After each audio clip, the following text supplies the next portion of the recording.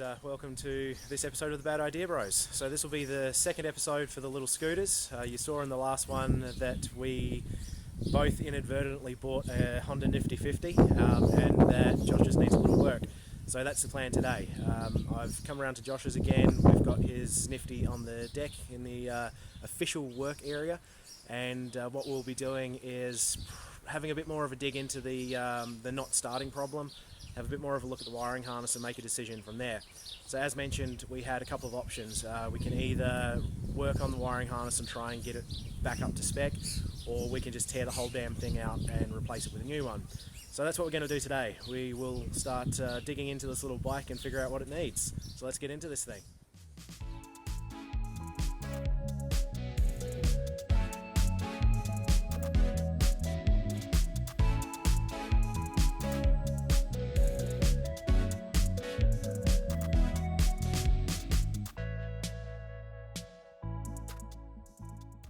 Alright guys, so as you can see we've got the exhaust and the side cover of the motor off.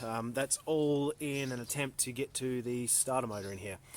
So the last time we tried to start this little guy up, what was happening was the starter motor was clicking, but it wasn't actually turning the bike over or turning the motor over. So at the moment we're running on the assumption that the starter motor might be faulty. Start simple, so it's just a matter of checking as we go. I still personally think that the wiring harness is probably a partial culprit, just because of how it's acting, but yeah, we will pull the starter motor out, put some voltage across it, see if it operates. If it doesn't, then that should be the problem. If it does, then we have a different problem to find, I guess, don't we? I can't wait to find out. So what we're doing here is a bit of a dodgy test, but you can see that the little earth cable is squished between the starter motor and to the case of the engine. That should make enough of an earth for this to start. So we've got Josh up here on the start switch. He's ready to go, so let's give this thing a test. Yep. Well, it works every time. Okay. Good click out of what we thought, or we were told the original problem was. Yeah, so the starter solenoid is fine. Starter motor is fine. So we've got no real reason for the motor not to be starting. If it's not cranking, it could be something a little bit more sinister, potentially a seized engine. Yeah, So I was thinking it but didn't want to say it. So basically, guys, in the cylinder head here, in the bore, it's got a tiny little piston, obviously goes up and down, rotated by the crankshaft. The problem we're facing now is because this starter motor kicks over freely with when it's not in the motor, it'll indicate that it's not able to turn the motor over. So that is starting to look like possibly a seizure. That would probably explain why the wiring harness was getting hot too, because the little starter motor would be trying to draw a lot of current to turn over It would have been putting everything it's got into just the starter motor for that, and that's definitely trying to cook the wires. Your cooling fans have been contacting something as well. Yeah, well, the interesting thing is that cover that's on there has no marks inside it whatsoever. So, and that's what it looks like, is the plastic from rubbing on the outer casing. So it must be a new casing. This poor little bike. Alright guys, so I guess next we'll pull the cylinder head.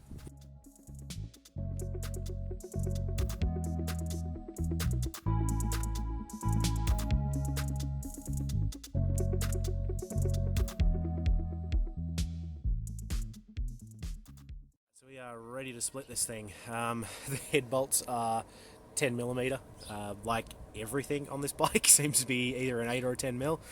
We've removed the air box, and that compartmentalizes the rear guard as well, just for space. So Josh, you want to do the honours? I'll pull just the top off first, I think.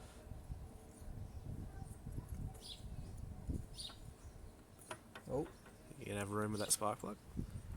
yeah, it's just a little bit jammed up on the. Grab the head bolts a bit, that might help. There we go. There we are.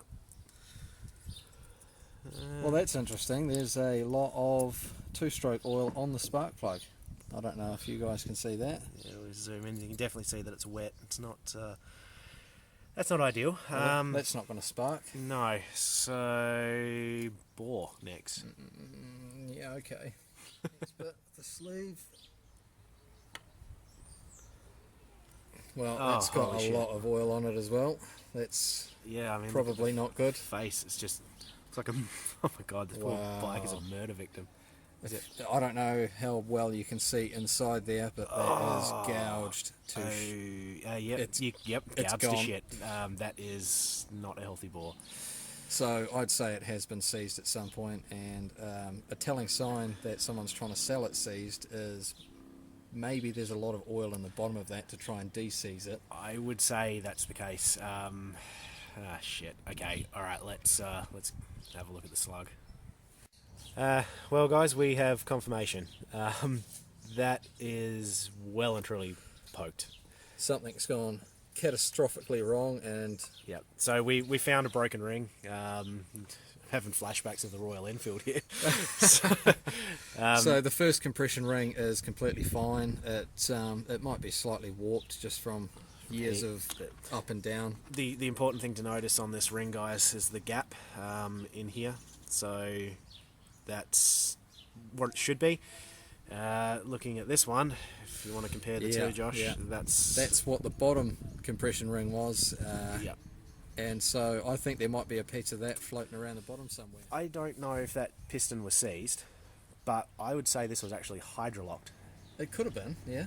Because we know the starter motor works. That's all good. We proved that. And on that theory, though, that would mean that my oil pump is poked as well.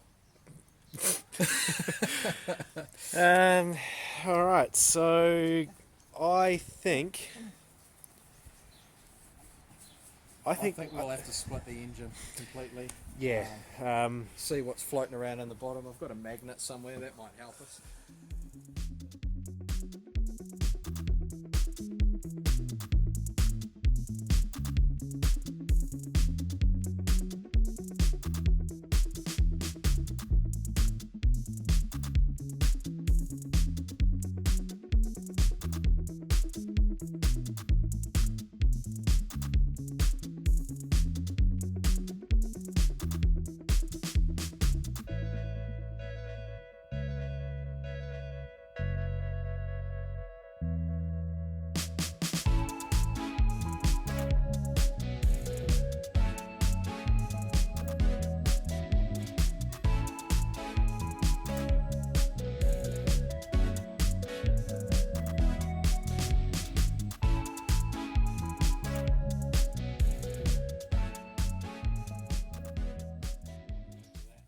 Alright, so it's got the whole motor and wheel assembly out of it.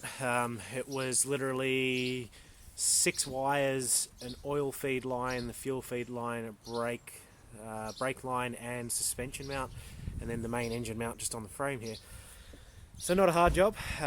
We will now take this guy, put it on a table to work with it, split the case apart and have a look what's going on inside. Alright, let's see how tight this is. I'm going to guess probably 1,000 dakas. I think I'm in the right direction. Oh, That was loose. that was unexpected. I thought we'd be fighting that. Okay. No dakas. No dakas at all. That was dangerously close to coming off if I had have ridden this anywhere. So the motor being potentially seized was a safety feature? I suppose I should be thanking the So guy. the whole motor assembly's been unceremoniously dumped into the waste bucket because we are expecting A lot of oil. a lot of oil. And if you guys can see that bloodbath in there, that's all two-stroke oil. That's not actually... Look at it spin. Hey. Wow. More oil than a 4-stroke in there. Wow. Let's have a look. Flywheel. Yeah, magneto. Actually, Magneto. doesn't valve. look too bad. Oh, let's... Looks a bit corroded in there, in my opinion. Well, let's get That's it off all and right. have a look. So, yeah, guys, it looks like this is going to be turning into a rebuild. Alright. See if this wants to pop off. Whoa, that's... we need some of that two-stroke oil for lubricant. Quick, tick the engine upside down.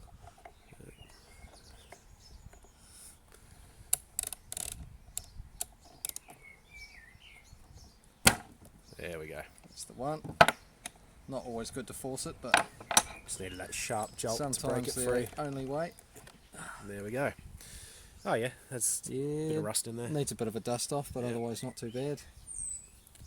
It's Crank angle sensor. That looks... Oh, dude. Oh, it's because of the magnet. Oh, It's wow. alright, we didn't find a whole piston ring in the bottom there. It's just found its way connected to it. Alright, There's so a lot of rust on those. there is, yeah. That's alright, we can get these things reasonably cheap. I think we'll just replace it. Well, it's not burnt, is the main thing. Oh, no, actually that's true. I suppose we can give it a bit of a clean up. I reckon a clean. Get the grass out of there, hey? Alright, so these little 8mm bolts will split the case. Oh wow. Yeah, we'll have to remove the... Yeah, yep. Magneto. Sit those back inside there eventually. So we've got 1, 2, 3, 4, potentially... Yeah, I'd No, say... just 4. Just 4? 5. Bottom one. Right. Please don't fall off the table. Be interesting to see if this has ever been Pulled apart, yeah.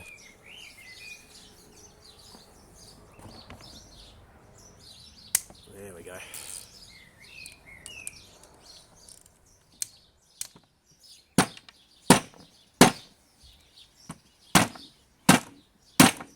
Oh, you just broke your case.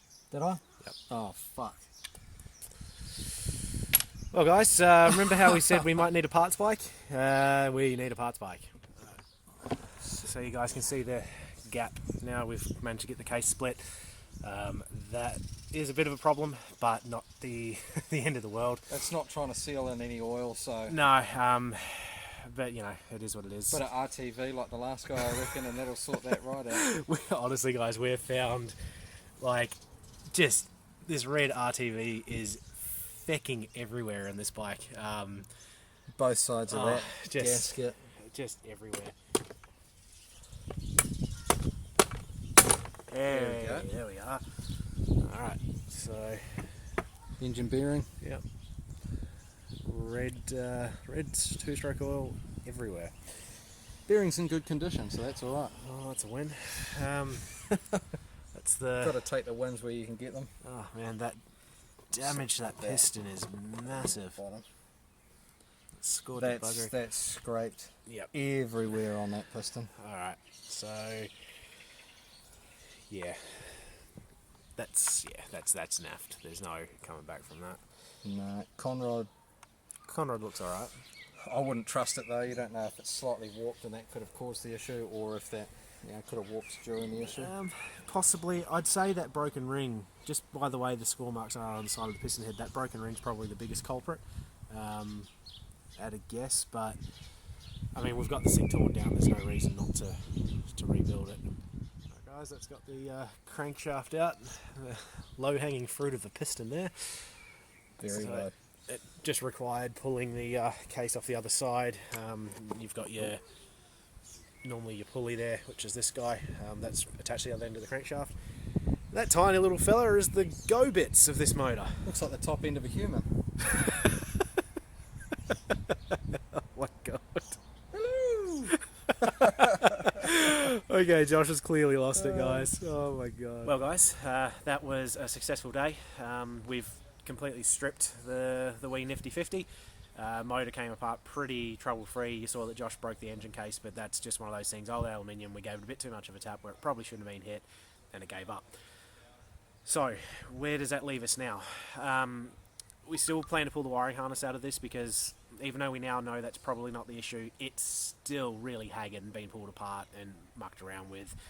Better to just get rid of that and put something that's going to be reliable in. So that will indicate that we need a parts bike. So that's going to be the hunt now.